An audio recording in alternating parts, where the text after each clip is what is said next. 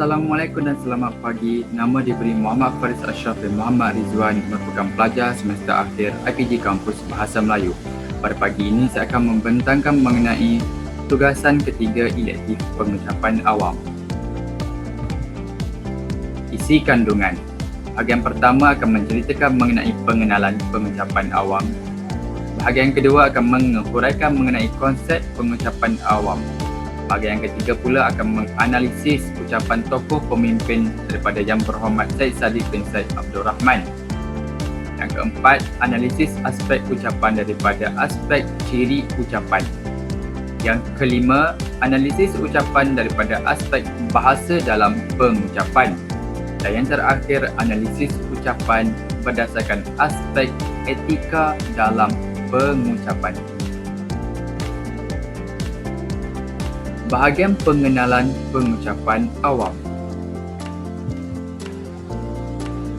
Pengucapan awam merupakan satu kemahiran komunikasi yang perlu dikuasai oleh setiap individu.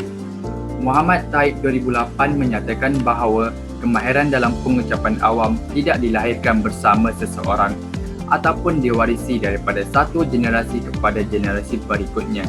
Namun, kemahiran tersebut perlu dipelajari, diasah dan dibentuk melalui proses pembelajaran dan pengalaman. Arsyad Muhammad Gaus 2007 pula menyatakan terdapat 4 teknik pengucapan yang berkesan, iaitu ucapan untuk memaklumkan, to inform, mempengaruhi, to influence, memberikan aspirasi, to inspire, dan yang terakhir menghiburkan, to amuse. Han 1987 pula menjelaskan bahawa pengucapan awam merupakan proses penyampaian buah fikiran, maklumat, pandangan dan perasaan kepada hadirin dengan menggunakan lambang-lambang bahasa. Dalam pengucapan awam, aspek persediaan merangkumi aspek mental, emosi, kandungan atau subjek yang diperkatakan dan juga memerlukan perancangan penyampaian. Persediaan yang perlu dilakukan oleh seseorang perucap ialah memahami tujuan dan peranan ucapan mereka. Bahagian ini akan menyatakan mengenai konsep pengucapan awam. Abdul Muati 2000 pula mendefinisikan pengucapan sebagai komunikasi lisan dan bukan lisan bagi melahirkan bahasa dengan penuh makna. Menurut Eddie Roshadi 2007 menyatakan, pengucapan awam sebagai seni menyampaikan maklumat dengan bahasa dan gaya menarik. Pengucapan awam dilakukan bertujuan untuk menyalurkan maklumat kepada audiens supaya mereka dapat memahami mesej yang disampaikan. Verdeber 1996 pula menyatakan terdapat 2 prinsip dalam pengucapan, iaitu penerangan dan pemujukan. Dalam prinsip penerangan, seseorang perucap perlu memastikan hadirin berminat untuk mendengar, memahami serta mengingati apa yang disampaikan. Pendengar akan mendengar ucapan dengan penuh perhatian. Prinsip kedua iaitu pemujukan pula diaplikasikan apabila perucap berjaya memujuk para hadirin. Apabila reaksi yang diterima adalah seperti yang diharapkan perucap yang mampu dilihat semasa atau selepas pengucapan tamat. Hal ini dapat dibuktikan dengan wujudnya reaksi daripada audiens seperti tepukan tangan semasa atau selepas pengucapan disampaikan. Ucapan tokoh pemimpin. Bahagian ini akan menyatakan mengenai ucapan Yang Berhormat Syed Saddiq bin Syed Abdul Rahman. Ucapan Yang Berhormat Syed Saddiq. Ucapan tokoh pemimpin di Malaysia iaitu ucapan daripada Yang Berhormat Syed Saddiq bin Syed Abdul Rahman dalam ucapan penuh Belanjawan 2021. Beliau telah menyampaikan ucapan yang berlangsung pada 18 November 2020 dan telah diadakan di dalam sidang Parlimen Malaysia. Keempat, analisis aspek ucapan, aspek ciri ucapan. Bahagian ini menyatakan mengenai analisis ucapan berkenaan ciri-ciri pengucapan. Aspek ciri ucapan.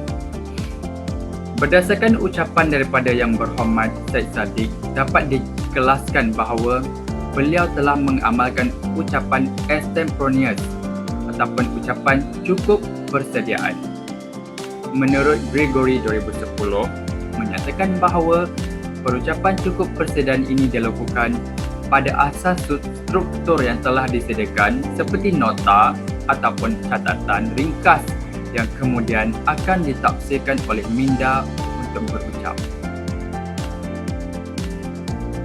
Beliau melakukan impromptu, iaitu berucap berdasarkan pengalamannya menjadi pihak kerajaan, menghafal, iaitu menghafal contoh-contoh peruntukan yang diberikan kerajaan, dan membaca teks, iaitu menyediakan isi utama.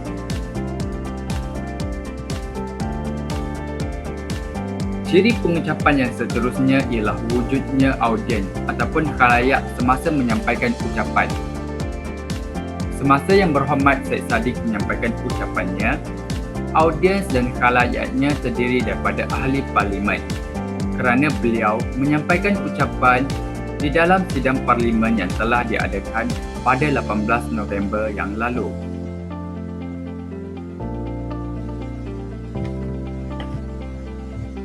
Ciri pengucapan yang terakhir berlaku dalam ucapan Yang Berhormat Syed Saddiq ialah wujudnya respon dan maklum balas daripada audiens. Hal ini dapat dibuktikan pada minit ke-5 hingga 5 minit 20 saat yang mana Tuan Yang Dipertua telah memberikan maklum balas dan mengenakan peraturan 12 semasa Yang Berhormat Syed Saddiq menyampaikan ucapannya. Peraturan 12 mengenai persidangan parlimen menjelaskan bahawa Tuan Yang Dipertua boleh melanjutkan tempoh persidangan mesyuarat selama yang ditetapkan masanya. Hal ini demikian kerana Tuan Yang Dipertua memberikan laluan kepada Yang Berhormat Syed Saddiq untuk meneruskan ucapannya yang sepatutnya ditamatkan pada jam 2 petang.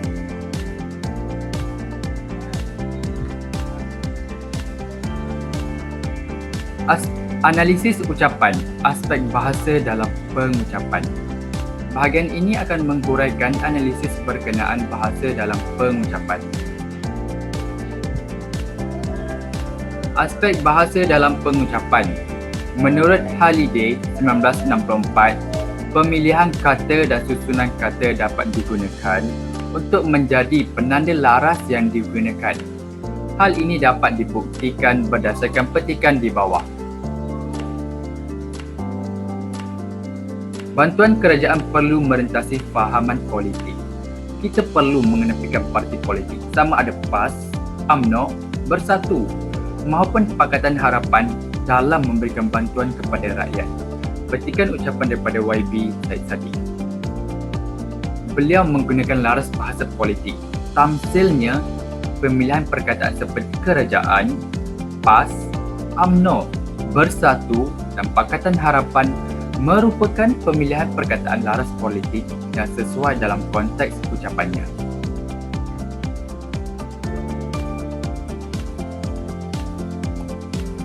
Aspek bahasa dalam pengucapan juga melibatkan gaya bahasa yang ditonjolkan semasa berucap. Jika diteliti daripada ucapan Yang Berhormat Syed Saddiq, dapat dijelaskan bahawa beliau menggunakan ucapan gaya bahasa yang tersendiri semasa menyampaikan ucapannya. Hal ini demikian kerana beliau merupakan pendebat terbaik Asia semasa mewakili Universiti Islam Antarabangsa Malaysia UIAM dalam kejohanan debat bersatu UADC. Keadaan ini berlaku secara automatik, iaitu gaya beliau berucap adalah unik kerana perucapan beliau merupakan hasil langsung daripada pengalaman dan juga pemahaman perucap mengenai persekitarannya.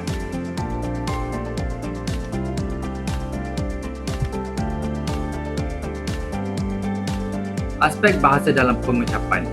Bahasa badan juga merupakan bahasa perlakuan yang disampaikan melalui gerak badan, isyarat, jarak, prosidi atau nada suara, ekspresi wajah dan juga bentuk ujaran lisan paralinguistik yang mempunyai maksud selain daripada apa yang dituturkan.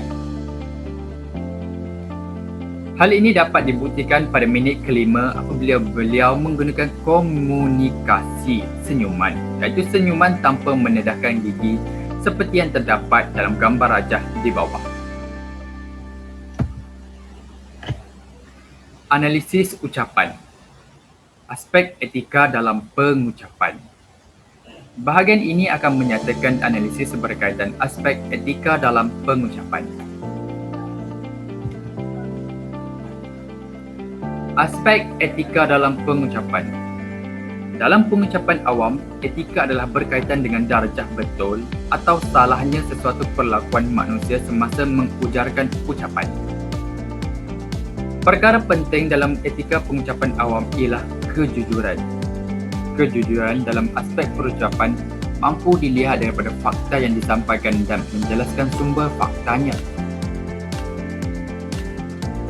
Beliau menyatakan bahawa kerajaan telah memberi dana sebanyak 400 juta kepada negeri Kelantan dan 1.3 bilion diperuntuk secara terus kepada kerajaan negeri Terengganu bagi tujuan pembangunan negeri.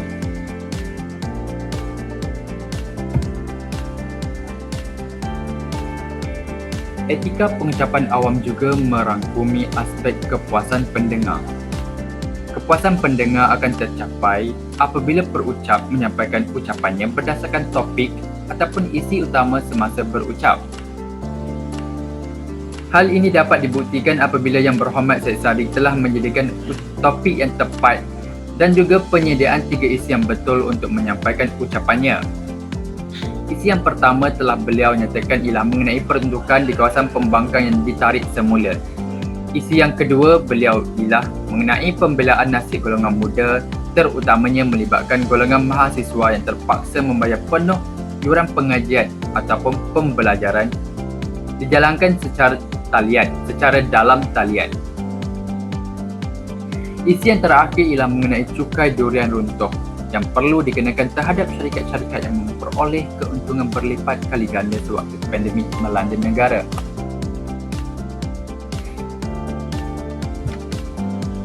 Aspek yang terakhir ialah aspek mannerism ataupun kebiasaan dan tabiat yang berulang merupakan perkara yang tidak dapat dielakkan semasa menyampaikan ucapan.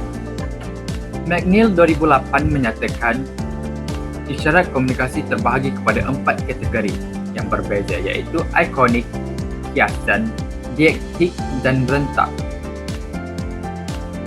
Namun didapati dalam perucapan Yang Berhormat Syed Saddiq mengamalkan tabiat gerakan ikonik.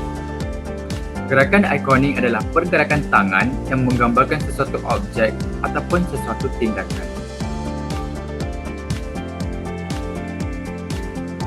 Gerakan ikonik yang dilakukan Yang Berhormat Syed Saddiq dapat dijelaskan pada minit kedua dan minit ke-8 seperti gambar rajah dalam paparan ini. Rumusan. Kesimpulannya, untuk menjadi seorang perucap yang berjaya, individu tersebut perlu banyak melakukan latihan dan juga persiapan yang berterusan bagi memastikan kelancaran ucapannya. Hal ini demikian kerana kemahiran berucap memerlukan komitmen yang tinggi dan latihan yang konsisten untuk memastikan seseorang itu benar-benar menguasai kemahiran ini dengan baik. Yang Berhormat Syed Saddiq bin Syed Abdul Rahman merupakan antara perucap terbaik kerana beliau telah berjaya memenangi kejuaraan di pentas Asia dan juga dunia. Ini merupakan bahagian rujukan. Bahagian ini juga merupakan bahagian rujukan. Sekian, terima kasih. Sekian sahaja pembentangan tugasan ketiga kerja khusus elektif pengucapan awam daripada saya. Assalamualaikum.